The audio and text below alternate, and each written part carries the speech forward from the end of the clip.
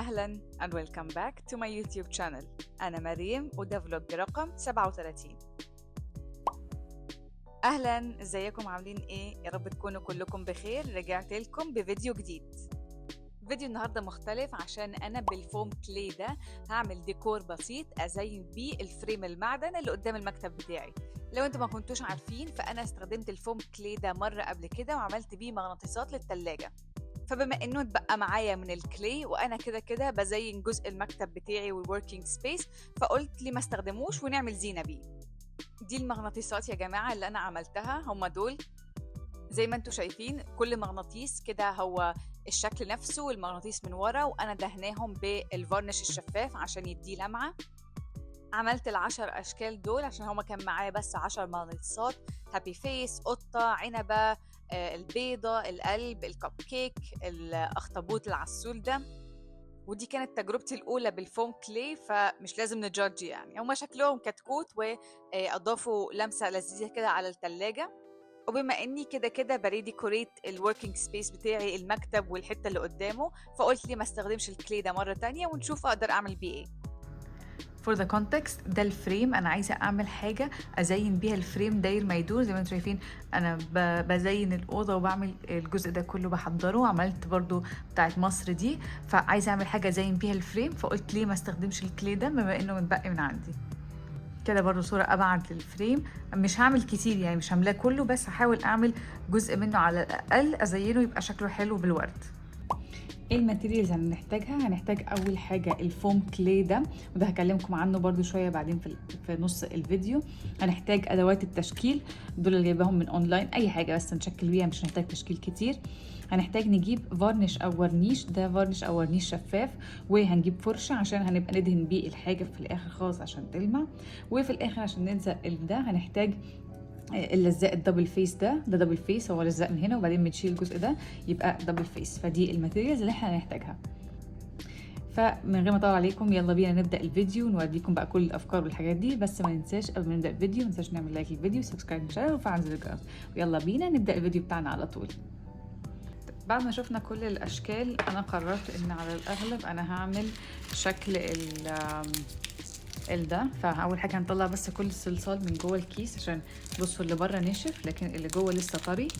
فهنطلعه كله الاول ونكوره ونشيل. انا غالبا هعمل ورد. نطلع كل الصلصال بتاعنا وده. طيب الفوم كلي عباره عن ايه يا جماعه؟ ده الابيض لسه زي ما هو سليم.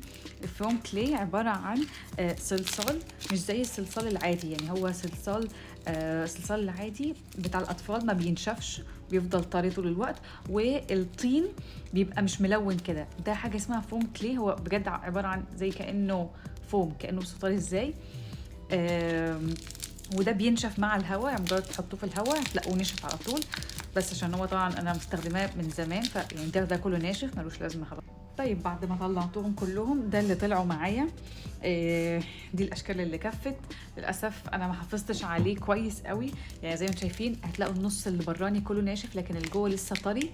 فانصحكم انه انتوا لما تجيبوهم تفكوهم وبعدين تحافظوا عليهم في كيس مقفول، بحيث يبقى ما يوصل لهمش الهواء وتفضلوا محافظين عليهم. ولكن احنا برضو بنتعلم، فيلا بينا نشوف هنقدر نعمل ايه بالكميه دي.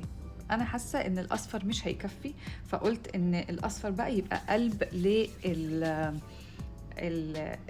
للبتاع بتاعنا، للورد بتاعنا. فهنعمل كور من الاصفر بحيث تبقى هي قلب. انا مش عارفه هعمل كام واحده بصراحه يا جماعه، بس هشوف بس البتاع هيكفي قد ايه ونعمل. طيب بصوا يا جماعه، ده تقريبا شكل الورده اللي انا فكرت فيه، اللي هو هنعملها 5 بتلات من كل واحده، وبعدين هنزود لها الدايره في النص. فقلت اعملها بس كده في الاول اشوف هي شكلها كده ولا لا. حاساها كتكوته لذيذه. تعالوا مع بعض نعمل الباقيين، اوريكم نعملهم ازاي. عشان نعمل الوردة بتاعتنا محتاجين 5 بتلات، فهنقطع 5 كور ونحاول نخليهم قد بعض. وهنعمل كورة واحدة للقلب بتاع الوردة، وبعد ما نقطعهم بإيدينا هنحاول ان احنا نكورهم ونخليهم سموث وقد بعض على قد ما نقدر. وبعد ما كورناهم كلهم هنبدأ نركب البتلات على بعض. هنحط كورة ورا التانية كورة ورا التانية لغاية ما نقفل الدايرة ب5 بتلة. وبعدين ناخد الكورة السادسة والأخيرة ونحطها في النص فوق ال5 بتلات، وده يكون الشكل النهائي مع شوية تظبيطات للبتلات، وفوالا هي دي الوردة بتاعتنا.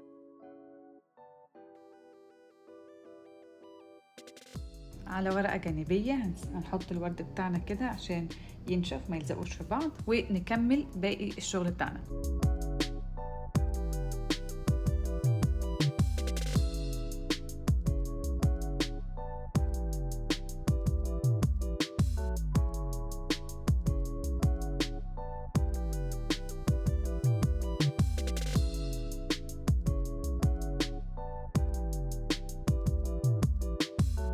انتوا ممكن يا جماعة تستخدموا أدوات التشكيل لو عايزين تعملوا شكل على البتلات أو تعملوا أي شكل تاني. عموما أنا شايفة إن الورد سهل جدا يتعمل بالإيد، فمش محتاجة الأدوات.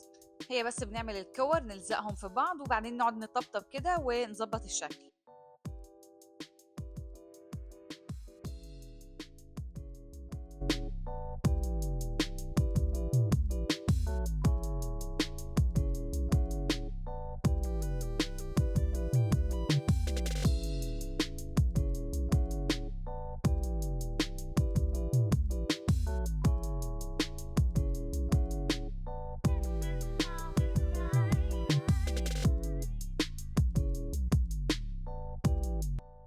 حلاوة الكلي ده يا جماعة إن هو بجد مسلي، يعني سواء جربتوه قبل كده أو ما جربتوهوش هاتوه وبإيديكم هتعرفوا تشكلوا أي حاجة. يعني الموضوع مش صعب، تقدروا تجيبوه من أي مكتبة. هو اسمه فوم كلي، وهي بجد اكتيفيتي حلوة جدا يعني.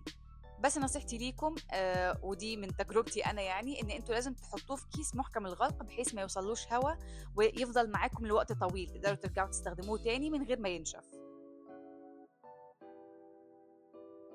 ودول كده شكل ال16 وردة بتوعنا. بعد ما خلصناهم هناخد الورقة دي زي ما هي كده وأحطها في البلكونة وهسيبها على الأقل تنشف 24 ساعة. وجات لي فكرة أعمل حاجة باللون الأبيض الزيادة، فتعالوا أوريكم هعمل بيها إيه. بما إن الكلي الأبيض خلاص الكيس بتاعه اتفتح فهو كده هينشف، فقلت ليه ما استغلوش وأعمل بيه حاجة. فعملت بيه التري أو الطبق الصغير ده اللي ممكن أحط فيه الخواتم. لو انتوا فاكرين فانا برضو المره اللي فاتت مع المغناطيسات عملت الهولدر ده بتاع البخور. انا بحط عود البخور في البطه من ورا كده وهو بشيل فيه عود البخور، فقلت ليه ما اعملش حاجه تانية برضو كده، بس دي للخواتم بتاعتي. يعني كيوت وسيمبل. وده كده بعد ما سبت الكلي ينشف على الاقل 24 ساعه. هو كده نشف، بس هو بينشف بطريقه مختلفه، يعني هو بينشف بيبقى سوفت، يعني لو دوستوا عليه كده زي ما انتوا شايفين هتلاقوه بيجي وبيروح معاكم، بس هو في الاخر هو ناشف. وطبعا لو اتعافيتوا عليه ممكن يتقطع منكم، فخليكم حذرين بس. وده شكل التري او الطبق بعد ما نشف برضو. الخطوه الجايه ان احنا نديهم لمعه كده وشاي عشان يبقى شكلهم حلو، فتعالوا نشوف هنعملها ازاي.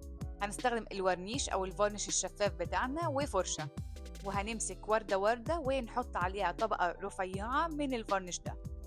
هو ممكن يبان في الفيديو ان هو لونه ابيض او ان هو بيتكتل، بس ما تقلقوش هو في الاخر هيبقى شفاف ومش هيعمل الكتل دي. اهم حاجة ان انتوا توزعوه كويس بالفرشة. واحنا هنحط على السايد اللي من فوق بس، مش لازم هنحط من البيز من تحت لان كده كده هنحط اللزاق.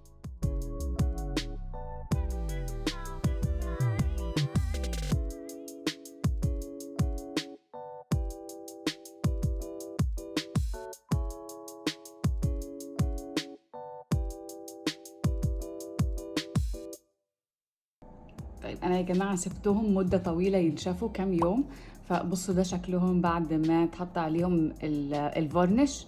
زي شايفين ازاي بيلمعوا، شفتوا هو اختفى ازاي. هو بيبقى كده شفاف، انتوا بتحطوه حتى لو مكتل ولا حاجه يعني بينزل في الاخر وبيطلع شكل الورده كده شفاف وبتلمع، فبيبقى شكلها حلو. فانا عملت كده في كل دول وكمان في ده نشفوا. دلوقتي بقى نجهزهم للخطوه الجايه. الخطوة الأخيرة هي إن إحنا هنبدأ ده لزاق دبل فيس. هو من هنا بيلزق وبعد كده من هنا بتشيلوا جزء بلاستيك كده، فهنبدأ نحط على كل واحدة من ورا كده حتة دبل فيس كل واحدة، ونجهزهم إن إحنا نلزقهم على الفريم.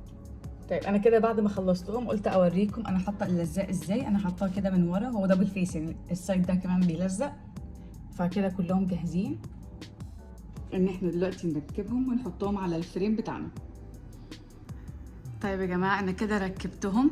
شوفوا انا حطيت هنا فوق وهنا برضو. انا عارفة ان هما شكلهم قليل، بس انا في السبيسز دي ناوية اعمل حاجات تانية، فكنت عايزة احط زي فواصل ما بين الشغل وبعضه، فقلت ليه ما نكملش بالكلي. بس شوفوا شكلهم كيوت ازاي.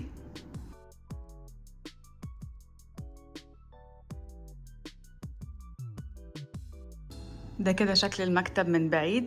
يعني بصي حاساهم كتاكيل كده، غساسيل هم on the sides، شكلهم حلو بجد. وان شاء الله في المرات الجايه لسه هعمل بقى الحاجات اللي هملى بيها الفراغ الفريم ده، وكمان هملى بيها الفراغ الازاز بحيث السبيس بتاعي يبقى كامل. برضو بفكر اعمل من دول تاني عشان املى، وبرضو اعمل حاجه فوق هنا. فان شاء الله لسه في شغل يعني، دي ستيب باي ستيب. بس شوفوا احنا وصلنا لايه. بصوا ده شكل الطبق كده. قلت اخلي الخواتم اللي انا بستخدمها اكتر حاجه، يعني الباقيين هنا، لكن اللي بستخدمهم اكتر حاجه احطهم هنا. فشوفوا شكله حلو ازاي. بس كده يا جماعه، دي كانت حلقه وفلوج النهارده. يا رب يكون عجبكم. قولوا لي هل انتم جربتم الفوم كلي ده قبل كده ولا لا، ولو لا هل تحمستم تجربوه؟ واكيد طبعا لو عملتوا الفكره دي او عملتوا اي افكار تانية، مستنياكم تبعتوها لي عشان ناخد افكار من بعض. وما تنسوش تقيموا الفيديو تحت في الكومنتس وتقولوا لي عجبكم كام من 10. بس كده، قبل ما نقفل الفيديو ما ننساش نعمل لايك للفيديو، سبسكرايب للشانل ونفعل زر الجرس. اشوفكم الفلوجات الجايه. تشاو.